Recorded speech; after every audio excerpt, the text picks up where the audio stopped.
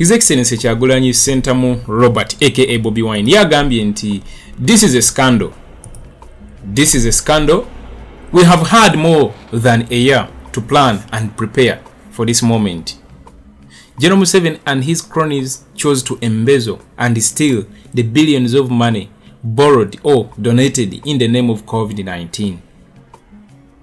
The money in billions which Ugandans donated in the first lockdown was grossly mismanaged.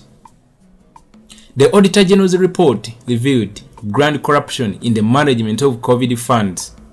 While in countries like Malawi, the president cracked the whip and sacked ministers and officials who were involved in the fraud, Museveni has reappointed or even elevated officials who have chosen to enrich themselves at the expense of the lives of Ugandans. So here we are. Oxygen is not enough. ICU beds are only 218 in the whole country. Ambulances are not enough.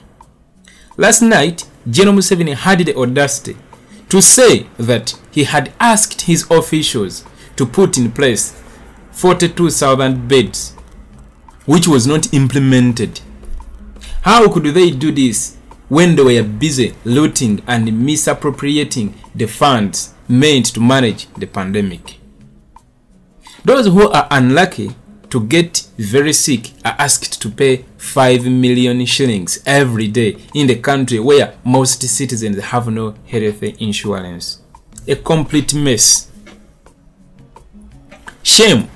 During the election, in almost every district, we found brand new police vehicles and tear gas trucks. We found poorly paid police officers carrying brand new guns. You all remember how much money in billions was spent buying off some of our supporters. This is what the regime is interested in. They don't care about your health care or welfare. All they care about is how to keep in power. Faced with the increasing death and people in critical condition, Museveni decided to impose a lockdown for 42 days. The number of extremely poor and vulnerable Ugandans has been on the increase. Many Ugandans live hand to mouth. With no provision of social welfare, it is predictable what will happen. All Ugandans recall how the money meant to support vulnerable families with some food during the last lockdown was swindled, and the food itself couldn't reach most people. Liberation is the solution. As long as this corrupt regime still illegally presides over our country, we are bound to see the situation go from bad to worse. For now, I encourage all of you Ugandans to realize that we are absolutely on our own and take precautions to avoid getting infected. Finally, I continue to stand in solidarity with our friends who are still stuck in jails and safe houses. None of us can be free until all of us are free. That was the message from Kyagulanyi Ssentamu Robert aka Bobiwine. He also attached a table having figures of the situation in the hospital in terms of intensive care unit beds, of course, in the whole country, high dependency unit beds in the whole country, the standard beds in the whole country. Let me read for you these figures, just like the way you see them on the screen. The intensive care unit beds in the whole country, they are just 218. Can you imagine? And then the high dependency unit beds, they are only 475. I'm going to explain each one of these. And then the standard beds, they are 3,100 in the whole country. Now, for those who do not know some of the things, high dependence unit is simply a department of a hospital where patients who are seriously ill but do not require intensive care receive special treatment. That section that caters for people, of course, they seriously need special attention but do not require to go in ICU. They do not require to go in intensive care unit. Those are the beds we are talking about. High dependence unit. That's the department. In Uganda currently, we have only 475 beds in the entire country. And then when it comes to ICU, that is the intensive care unit. You can also call it intensive therapy unit. Some people call it intensive treatment unit, ITU or ICU or CCU, critical care unit, is simply a special department of a hospital or any health facility that provides intensive care medication. Such a facility caters for patients with severe or life-threatening illnesses or injuries. You know, such kind of a situation that requires constant care, you know, close supervision from life support equipment and medication in order to ensure normal bodily functions. Such places, of course, they have special equipment. The staff there is highly trained. The physicians, the nurses, you know, they are highly qualified and highly trained. At such a time when the country is facing this pandemic, those are some of the services that people want to enjoy. They would feel safe. These people have borrowed the money in the name of COVID. You remember the previous lockdown? Huge sums of money. People donated the money. But guess what? All of that money was swindled. No single hospital was built. No single bed was bought. Man! So, this is what Kyagulanyi Ssentamu Robert is saying. He says, this is simply a scandal. We have had more than a year to plan and prepare for this moment.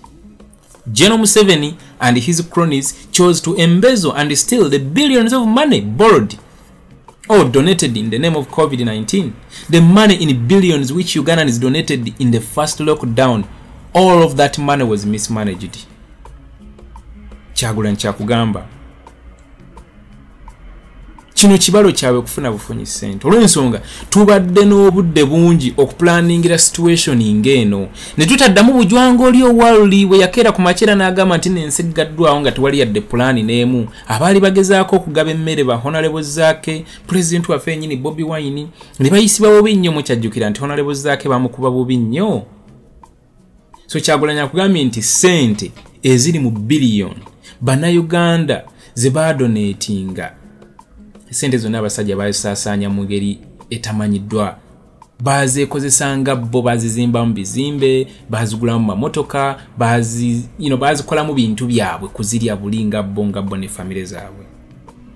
Museveni ne banne Kyagulanyi akugambye sente ze bayiwola mu phase yasooka ya lockdown yiwe ya COVID eri nga COVID yakajja. Sente zonna bazibba bubbe ne bazikozesa ebintu byabwe. Of course kugula mataka, kugula motoka, kukuzimba bizimbe, ezo zonna zakedeze mulaba.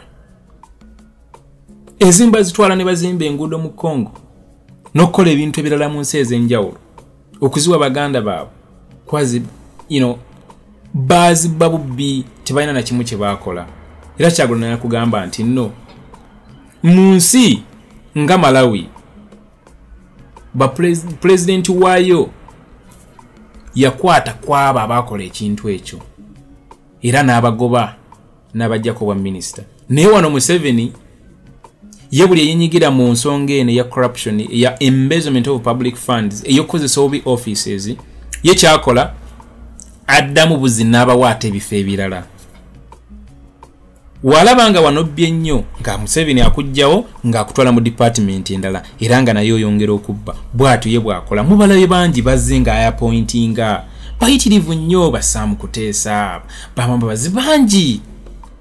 Nga watandise kuba kati cabinet erimu ba ministers oba kinana muomo sofa kyewuunyisa. Ensinga Uganda okubeera ng'ena ba ministers abasukka mu kinana.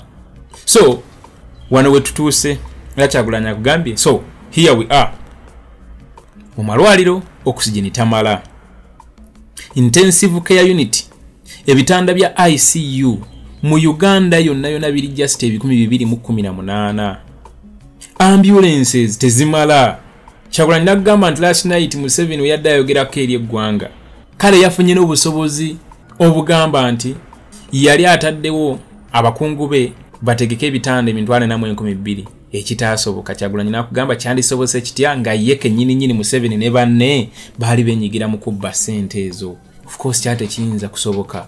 ate ababba ssente zennyini ate n'abongera ebifo ebirala n'abacyanga akatugwe mu kifo ekyo givaawo olidde nnyo ssente kankuteeke mu kino buli abba bamuteeka ku kifo kirala Bobiwine akugambye nti abantu baffe abafunye obulwadde ne bakuba bubi nnyo bwe bagenda malwaliro agamu babasaba obukadde 5 buli lunaku mu nsi nga Uganda yaffe eno nga bw'ogimanyi watali health insurance. Mwalabye example gye ya muganda waffe Shakira n'abagesera mukama mwoyo gagumuzi mirembe twamusondera obukadde 4 bali bemwetaagisa obukadde 5 obukadde 7 omutwala mu ICU obukadde 7 nga balinawo bambi obukadde 3 ne tumusonderako obukadde 4 abaliko ku live eyo Moshi ne muganda waffe ndiwo mutwe bagikwasaganya buli lunaku yali akozesa gas cylinders eza oxygen 2 nga buli emu ya mitwala 35 ate nga nazo zifuna lutalo so Bobiwine is highlighting most of the things. He is saying that those who are unlucky to get very sick are asked to pay 5 million shillings every day in a country where most citizens have no health insurance. Kyagulanyira kujjukiza nti mukyajjukira mu biseera bya kalulu. Kumbi buli district Kyagulanyi center muji yagendako. Waberangayo police ng'eyina ebikozesebwa, eyina emmotoka empya, abapoliisi bayina amamundu amapya, emmotoka za teargas empya ate nga zonna ziri well staffed, ebyambalo ebipya, guards, buli kimu nga kyekyo. Nga balinze Kyagulanyi n'abawagizi be babakuba teargas, babakuba emiggo, babakuba amasasi. Nga mwazijja mu biraba abaana abamu abasinga abatufaako mu biseera bya kalulu. Era nakujjukiza abasajja bano ssente ze baspendinga nga bagula abawagizi ba NUP, abawagizi ba People Power, abantu nga ba Ashibaga Kato, abantu nga bayitirivu nnyonnyo bye bawa ssente empitirivu bali mu Bobiwine olukwe, ba MPs abaali bagenda okwesimbawo under NUP, ba councillors, ba coordinators. Ssente ze bakozesa okugula abantu abo bali mu Bobiwine olukwe zaali mpitirivu nnyo. So Kyagulanyi agambye bana basajja ebyobulamu byaffe ebya welfare yaffe tebabiinaamu interest. Bo interest yaabwe eryeji basigadde batya mu buyinza ye interest yaabwe ng'ate bayongera okubba, bayongera okunyaga ettaka, bayongera ye interest ya awo webali, awo interest yaabwe weeri teri walala. They don't care about your health care or welfare. All they care about is how to keep in power. So, in brief, Kyagulanyi akugambye nti nno liberation is the solution. As long as this corrupt regime still illegally presides over our country, we are bound to see the worst. So, solution esigadde eri eki kujja Museveni mu bufuzi.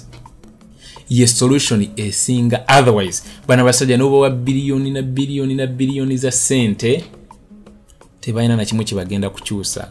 Mukyajjukira last lockdown abantu nga basonda ssente nezina zakola ki. Nze ndagayo ekintu kimu nti okay, IMF ssente ziyawa Museveni oba Abannayuganda biliyoni za ssente zibacollectinga during COVID bazimba eddwaliro lya wano, oba bagula intensive care unit beds bweziti, oba bagula high dependence unit beds bweziti. Tosobola kundagayo neki wabula kyogenda okundaga ze motoka empya zibagula, ye teargas ompya go bagula, ze mundu empya zibagula, bye byambalo bya police empya bibagula, and all of that kind of thing. Kuba interest yaabwe bo eriawo. So point erichi twebereremu tosuubirayo solution nemu. That's the fact. Tosuubirayo solution nti oba ebintu binaaterera. No, the things are going to keep worsening day by day until when otunavaamu akatengo omusajja ne tumujjako. What else do you expect from such a group of people that instead of cracking down the corrupt officials, they are instead elevated to new positions? They are reappointed as ministers. They are given new posts. What do you expect with such a group of people? absolutely nothing, nothing, nothing and nothing. Olwalero ndabye mu kibuga poliisi engeri gye badde kwasaganyaamu baganda baffe abadde bakedde ogenda okakkalabya, engeri gye bagobaganyizaamu gye bakubyemu abamu ebintu engeri gye confiscatinze, abadde batunda amata, abadde batunda cakala, abadde batunda ennyaanya ku kkubo, abadde bakola ki. Neneebuuza ekibuuzo kibadde kimu nti baganda baffe bano within one day amaziga ogalabiddewo. What about for the next 42 days? Tunasigala bwe tuti. The situation is going to simply just worsen. Tuveemu akatengo ye only solution. Tuveemu akatengo. Tuveemu akatengo. Golowooza ki? Tusharingeko mu comment section below. Tulabe kuba the conversation should keep going until that point when we shall have redirected this country back to the right trajectory. So let us find ourselves in the comment section. Twesangayo mu comment section tunyumyemu ngenda kubanziramu ku comments zammwe to see it, we exchange ideas. Love you all.